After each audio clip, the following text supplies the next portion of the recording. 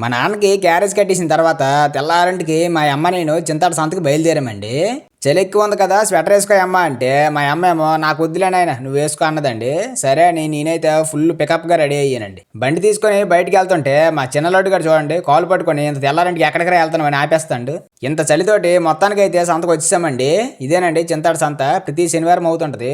మా ఊరు నుంచి 3 కిలోమీటర్లే ఉంటది. కాకపోతే చలికి అబ్బబ్బబ్బా 30 కిలోమీటర్లు డ్రైవింగ్ చేసినట్టు అనిపించిందండి. సంక్రాంతి ముందు కదండి, అందుకే ఎక్కడ చూసినా గొప్ప అడావుడిగా ఉందండి. ఎటు చూడు కోళ్ళు గొర్రెలేనండి. మా అమ్మాయేమో ఎల్లగానే ముందు పెద్దలకు చూపించడానికి లుంగీలు పంచులు ఎంచుతుందండి.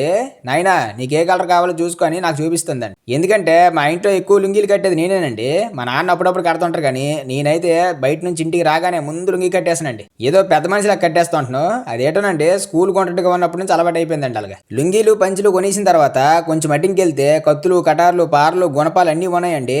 మా అమ్మేమో మంచి కత్తిపెట్ట కొందామని అడిగితే ఆయన చాలా తక్కువ చెప్పారండి. ఇప్పుడు ఈ కత్తిపేటకి ఎంత డబ్బులు తగలేయడం అవసరమా అని మా అమ్మ అయితే కొనలేదండి. ఈ గొర్రెల మంద చూసినప్పుడు అనిపించిందండి, పండక్కి అక్కమ్మ ఎలాగ వస్తుంటారు కదా, సరైన గొర్రెవాడు తీసుకుందామని.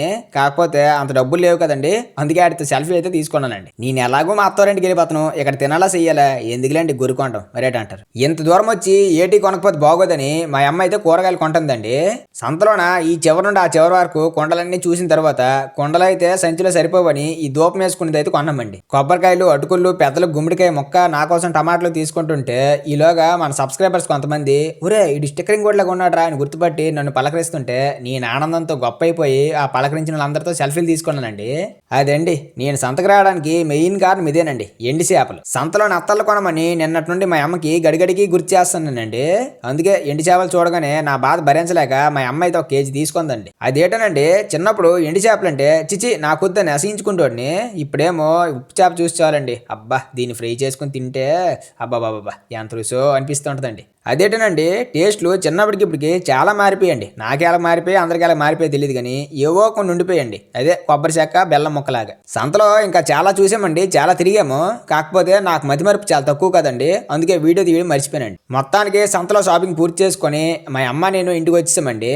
పండగ సెలవులకి ఇంటికి వచ్చిన మేనల్లుడికి మామ నీకోసమే తెచ్చానని చేతికి ఇస్తే వాడేమో ఏటి తెచ్చాడబ్బా అని జాగ్రత్తగా ఓపెన్ చేస్తే ఎండి చేపలు కొంపండి. చిన్నప్పుడు నేను ఎలాగ చీచి అనుకునేవాడును, సేమ్ నాలాగే ఆడు కూడా చీ అనుకుని అతనికి వెళ్ళిపోయాడు దెబ్బకి. ఏదో సరదాగా మామ అల్లుడు లెగటం లేండి. అదండి ఈ వీడియో ఎక్కడి వరకు చూసిన వాళ్ళందరికీ థ్యాంక్స్ అండి. థ్యాంక్ యూ సో మచ్ అందరికీ.